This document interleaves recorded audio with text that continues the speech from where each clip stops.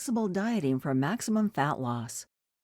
Before you close this ebook down and think I'm about to throw another fad plan or restrictive diet on you, give me a few minutes to show you a way you can eat that not only helps you lose fat fast, but does so in a way where you don't need to ban any of your favorite foods.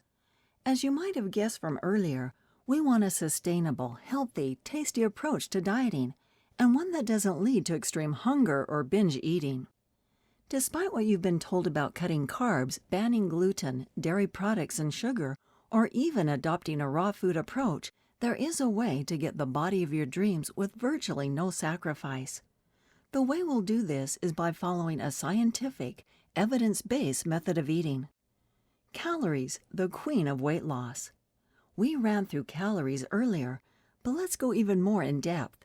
Calories are the main factor in whether you lose or gain weight and fat. If you eat fewer than you burn, you lose weight. And if you eat more than you burn, you'll gain weight. Therefore, before considering anything else, you need to work out how many calories you should be consuming. This isn't nearly as difficult as you might have been led to believe, however. All you need to do is take your body weight in pounds and multiply it between 10 and 12. This is known as your activity factor. Highly active women should pick the number 12. If you train 5 or 6 times a week, then this is you. You'll also be a 12 if you train 3 to 4 times but have a job where you're on your feet all day, or you're just busy and rushing around in general with little time to sit down. If you train 4 to 5 times a week, or you train 2 to 3 times and have an active lifestyle, you'll be an 11. For those of you who only train a couple times every week, you'll be a 10. Once you've worked out your activity factor, you then multiply your body weight in pounds by it. Got that? We'll run through some examples in a little while when we've gone through a bit more information. The power of protein. After calories, protein is the next critical component to suss out.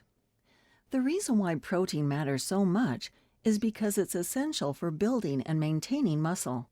Again, while building muscle and getting bigger won't necessarily be your aim, having a little more lean mass is such a huge help for speeding up your fat loss, and also ensures you don't look skinny and drawn out when you diet down and lose body fat.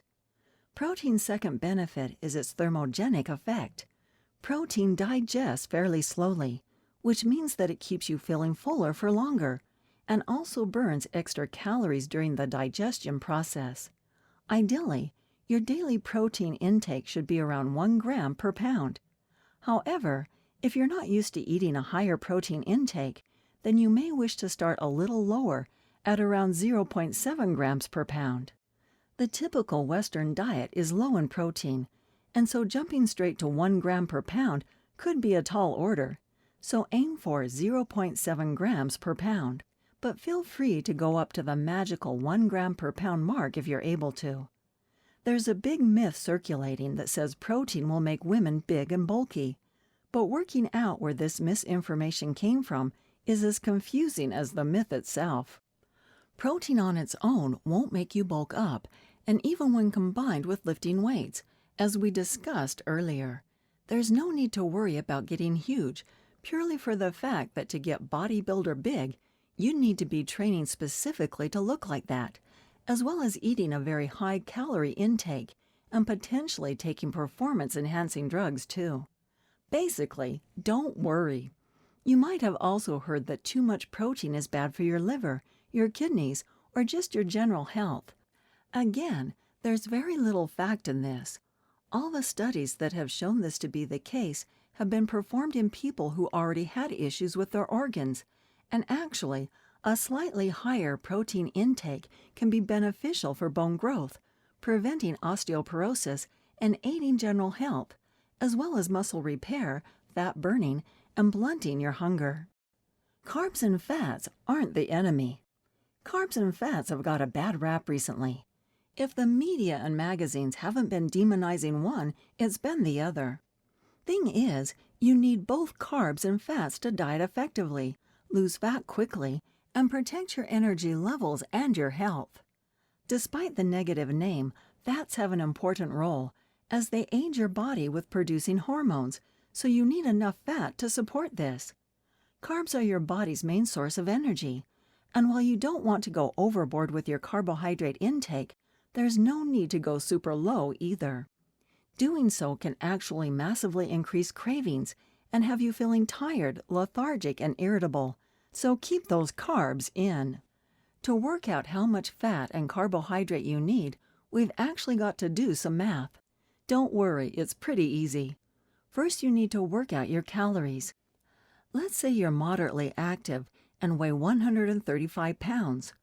135 times 11 equals 1,485.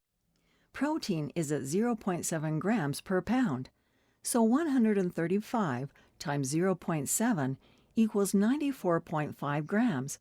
We'll round this to 95. There are 4 calories per gram of protein, and 95 times 4 equals 380. This means 380 of your calories per day are going to protein. If we take that 380 away from 1,485, you get 1,105.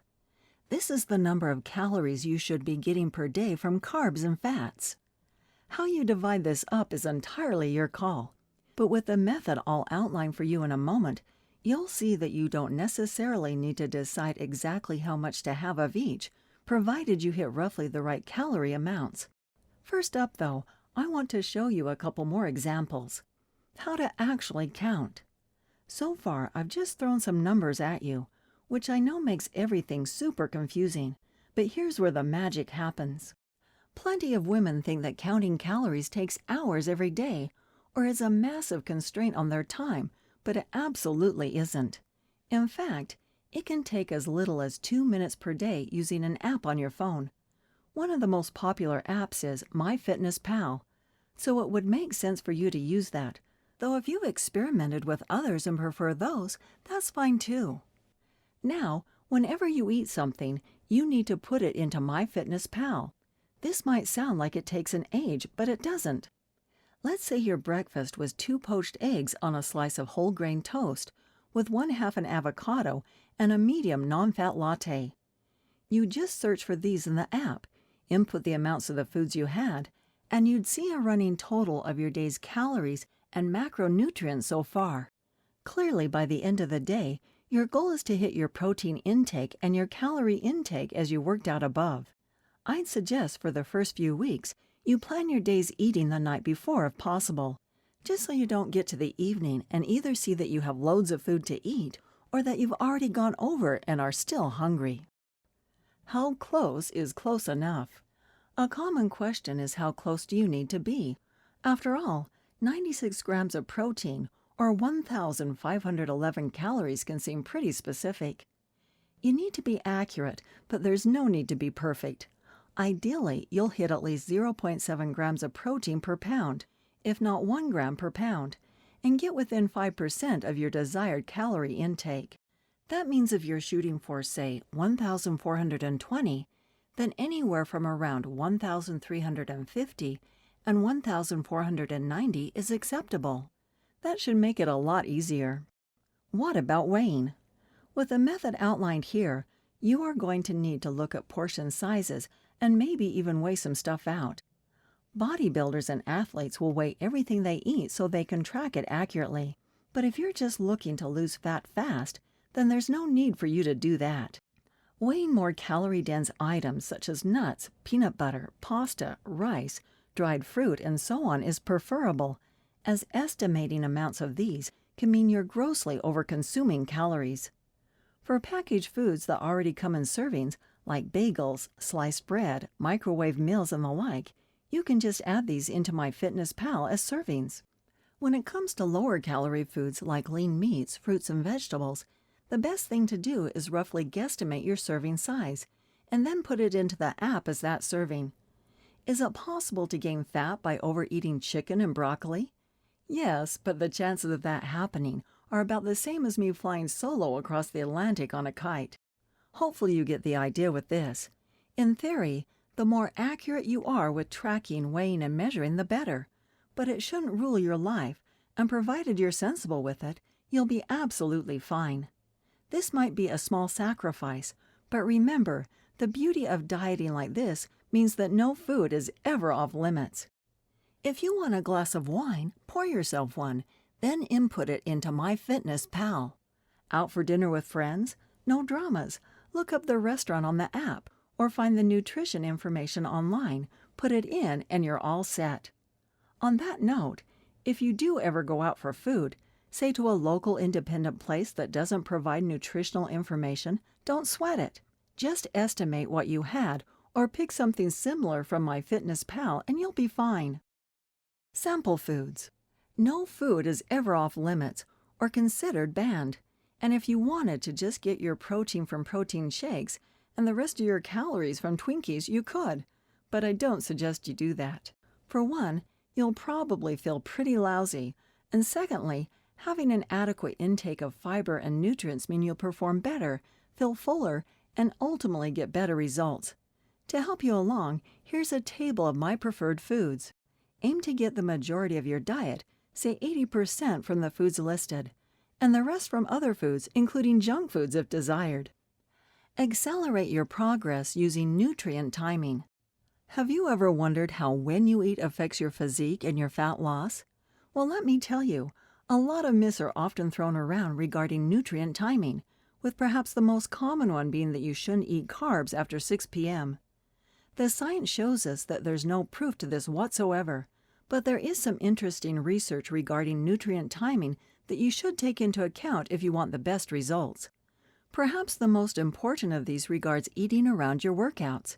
Before you train, your body is in need of energy in order for you to perform at your best. Pre-workout nutrition also sets the recovery progress in motion, so it's pretty important. As carbs are your body's main source of energy, it makes sense to eat a higher percentage of them here. The other key component is protein.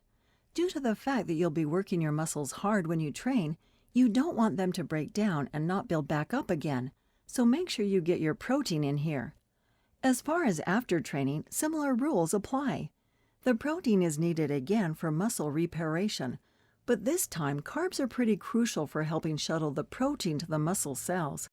After training, your insulin sensitivity is higher. This means that your body is primed to use carbs for recovery and for fuel, rather than storing them as body fat.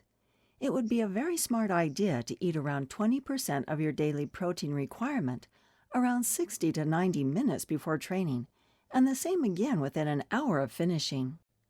As for carbs, this depends on how you're splitting up your calories from carbs and fats, but having a minimum of 20 grams and a maximum of 40 grams each side of training, along with your protein, would be a very good idea.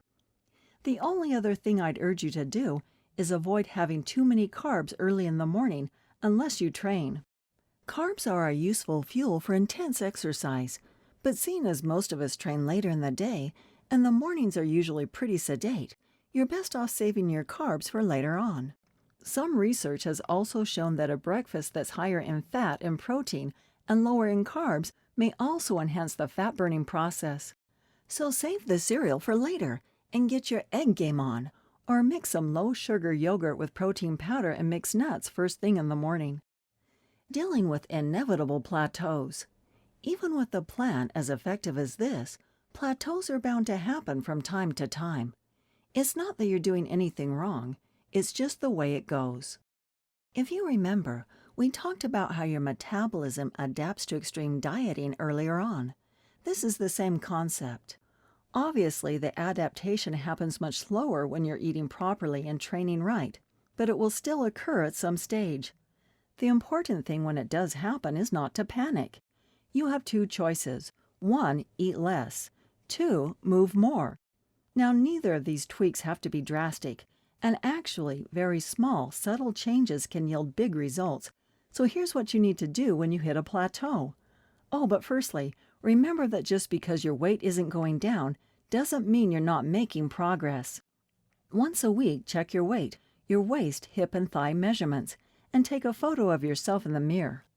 If any of these, the weight measurements or photo, have improved, then you've not plateaued. You're still progressing, so don't change anything.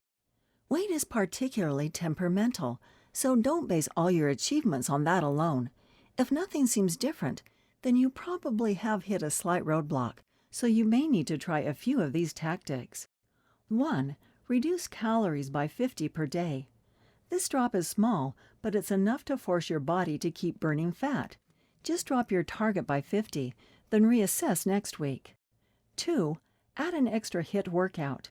You'll learn about those in just a minute. There you have it. Dieting can be simple, easy, and actually pretty tasty.